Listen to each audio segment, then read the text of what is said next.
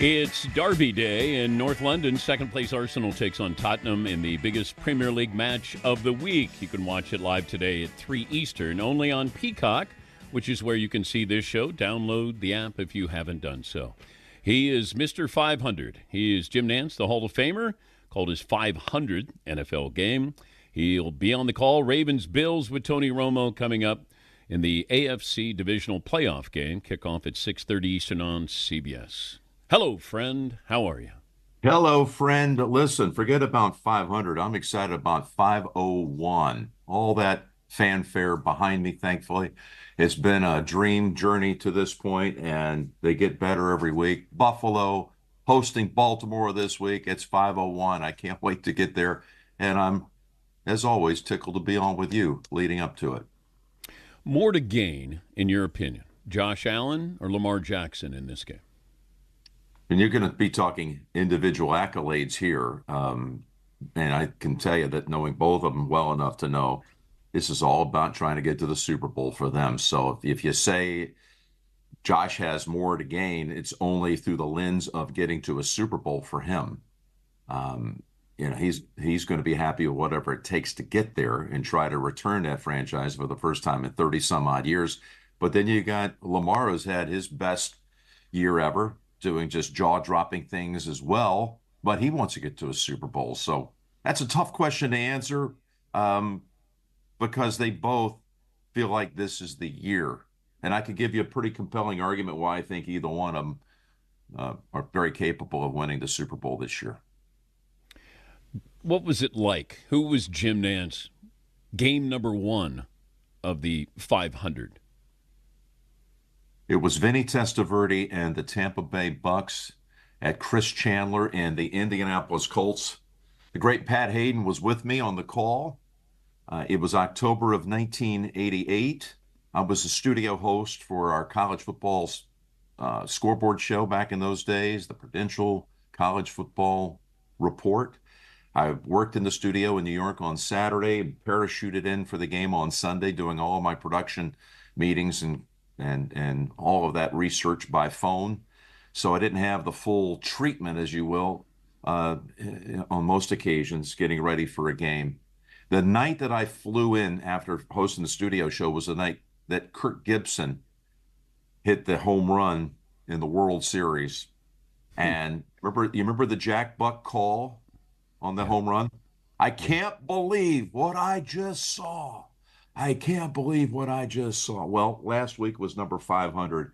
And as I look back at the scope of it all and the good fortune I've had to be at so many big games in my career, I could truly say, just like it was uttered that very first weekend for me, I can't believe what I just saw. When's the last time you had announcer envy? All the time. You know me well enough to know that maybe I'll look at things differently. I admire so many people in our industry. I know it's a competitive business. I've never felt like it from that viewpoint. I admire so many people that I hear and listen to. I was watching TGL last night and listening to Matt Berry calling golf. I knew he was a golf guy. I don't know Matt really barely at all, but I was admiring what a good job he did. It's a tough situation there in a made-up environment with golf and into a simulator, but it's all the time.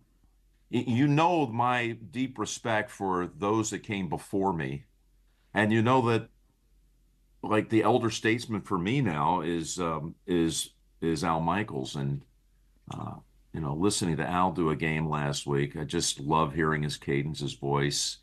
He's been such a magnificent friend in my life, someone to look up to, and still a kick every time I talk to him, which is frequently. But the other thing that was brought to light last week on the 500, Dan, was that CBS has this history with the league. We're the original network partner of the NFL. And go back to the 50s. Think Alan Amici. Think of that game, the Giants and the Baltimore Colts. And that was, Chris Schenkel back then. But you look at people that actually called games play-by-play at CBS at some point in their careers, includes Al Michaels. Al started it. Bob Costas was a play-by-play announcer for a year or two before he went to NBC. But Summerall, Lundquist, Inberg, those last 10 years of his career. Kurt Gowdy ended his career at CBS. This is a dangerous game, by the way, because you start going through all the. Jim McKay did games for CBS on the NFL. Jack Whitaker, of course, Ray Scott, Frank Gifford. I mean, it is Dick Stockton. People don't realize he called the second most NFL games of all time. Had a great Hall of Fame career. Frank Gleber, a name that's forgotten, but he was a long-time number 2 behind Pat. I felt a little bit of, I felt connected to them last week. I was the first to reach 500 games play-by-play. Now, it was surprising. Somebody did the research on it. Pat Summerall did 700 games in his career. Some of them were at Fox. Most of them were at CBS. But some of them were as an analyst when we were young kids. So his play-by-play numbers at CBS never reached 500. And I just felt honored to take the torch and try to run with it and set a new mark. And then, you know what? I had enough of it. It's been discussed. I'm honored and flattered to be given the chance. And I'm ready to go do 501 this week, 502 next week, and put the fanfare behind me and go watch some great games. Is there an emergency plan? I don't want to jinx you guys. An emergency plan if you're not able to do the game? At the Super Bowl, there is. I've never seen an emergency plan put in place in advance of that. But we're worry warts, those of us who make our living with our voices. And, when I work as many weeks in a year as I have for 37 years, I was working close to 48 weeks a year between college basketball, the NFL, and golf. So, of course, you're going to have your battles along the way with a cold or the flu. And how are you going to get through it? And you worry yourself about being around anyone who is sick. My little boy, I have a young son, Jameson. He had the sniffles last night. He said he had a sore throat. I mean, it's just, I had all the guardrails up, still trying to interact, put him to bed, say his prayers, sing a nighttime song. And thankfully he felt better this morning, but I started to do the math on it. 2 days from now, I could have whatever he's starting to come down with, and I'm going to go into this weekend compromised. But we do find a way to survive it. Anything that's, short of laryngitis, we're pretty much going to tough it out. I could hear in Troy Aikman's voice the other night, I could hear something was going on with him. There was a hoarseness that I know he wasn't 100%. He's Jim Nantz, the Hall of Famer. He'll be on the call, 501. Don't bring up 500 to him. It's the Ravens and the Bills, the AFC divisional playoffs. Go back to the last time the Super Bowl was in New Orleans. And when you first got an inkling that there was an issue with the power outage. Hey, Dan, I got to give it to you, brother. You come up with the best questions. It's just no one like you. So obviously I'm not ready for that answer if I want to really give it a thought, but it's just easy, okay? I was there with Phil Simms. It was like 9:38 to go in the third quarter. The Ravens had the football at roughly their own 43-yard line, and there was a Flacco handoff, and there was a run up the middle, and all of a sudden all my monitors went just black, complete dark. And in my headset, I can't hear me finishing the call. I was in the middle of a call. So I just thought there was a power surge in the booth. But, right after that, of course, in a millisecond, you realize the lights are out. The whole thing's coming down. The whole broadcast is probably off the air. I mean, you had to do some quick processing about what was happening. So I have no link to the truck. I can't hear from the producers. I don't have any visual cues. We're all in the dark, figuratively and literally. But my cell phone was working. So I called Lance Barrow, our producer in the truck. Now, that was a dumb thing to do because he was just as, I'm sure, he was more in the center of the storm than I was, but he didn't pick up. But I was trying to just, hey, what's going on? And then I thought, let me call Melissa. You guys all know Melissa. She's been my chief of staff for a quarter of a century. And I called her cell phone and said, "What in the world is happening right now?" And she explained that we were knocked off the air. You know, you had all kinds of really not so good thoughts at that point. This is 2013.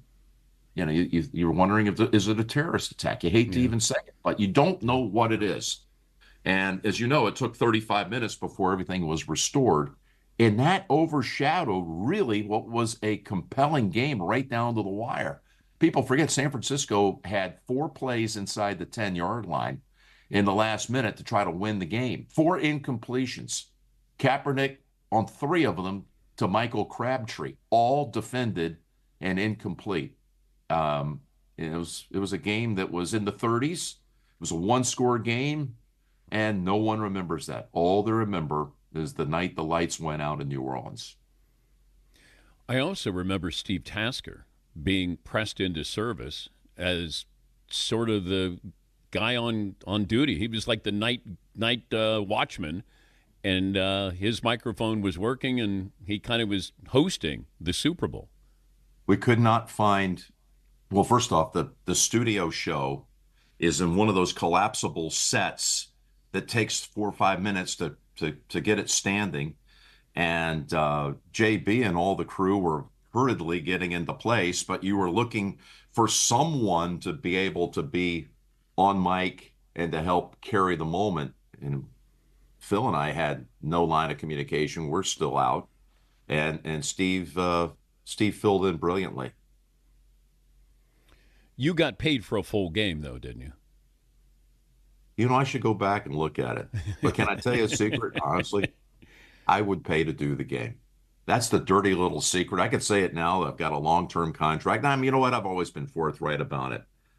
I would do all of this for free.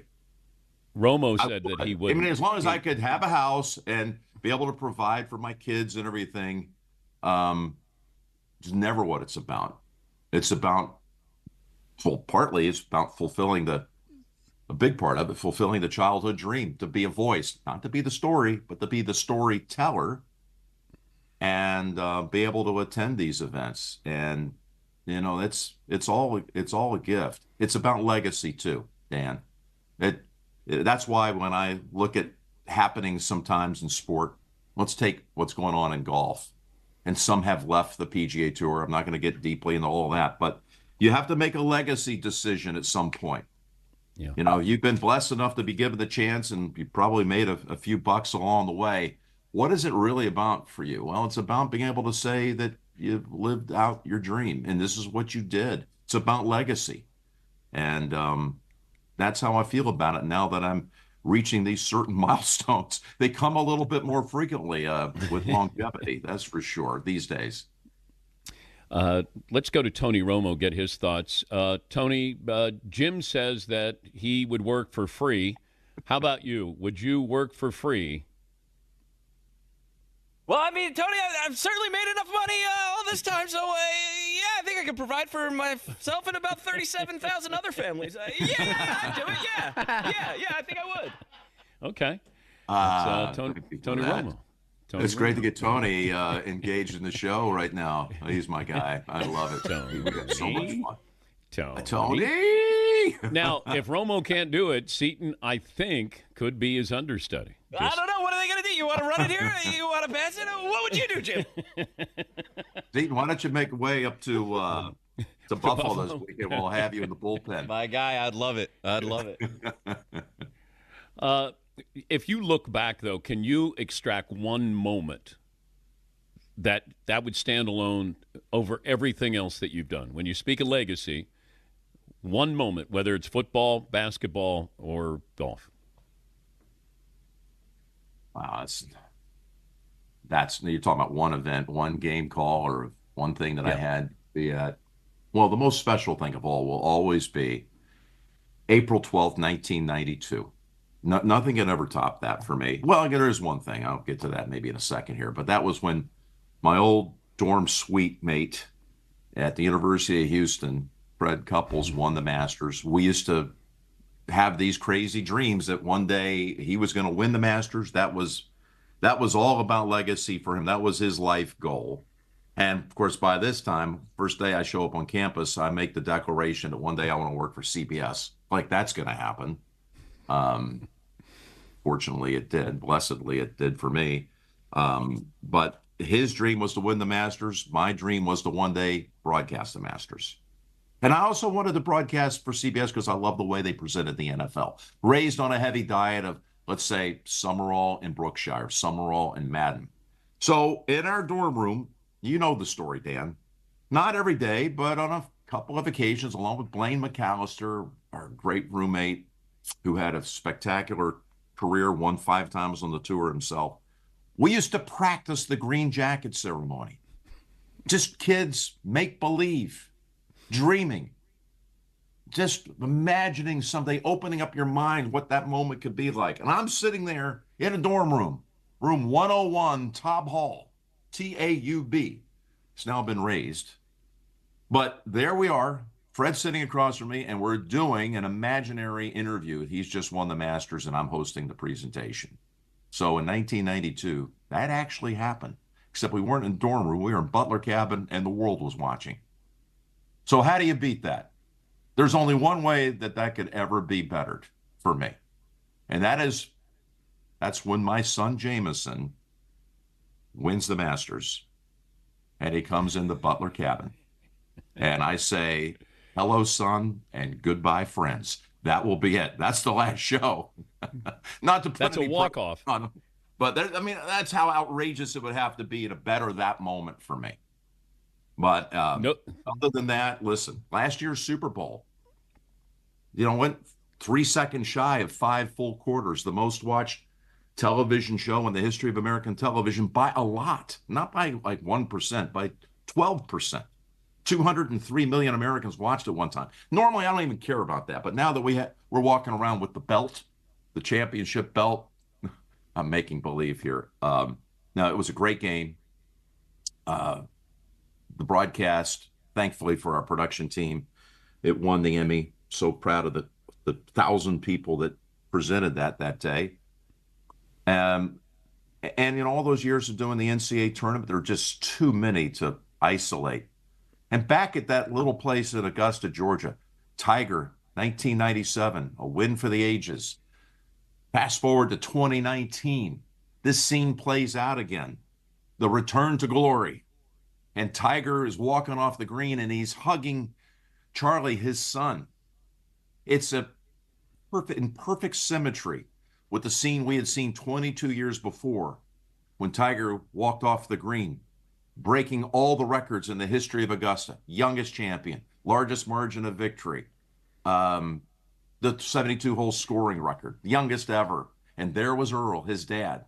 If you GPSed it, I would say that it happened on the exact same spot.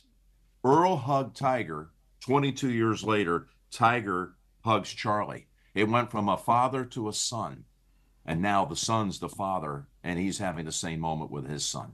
If you're in the storytelling business, it's about as rich as it gets, about as high drama as it gets.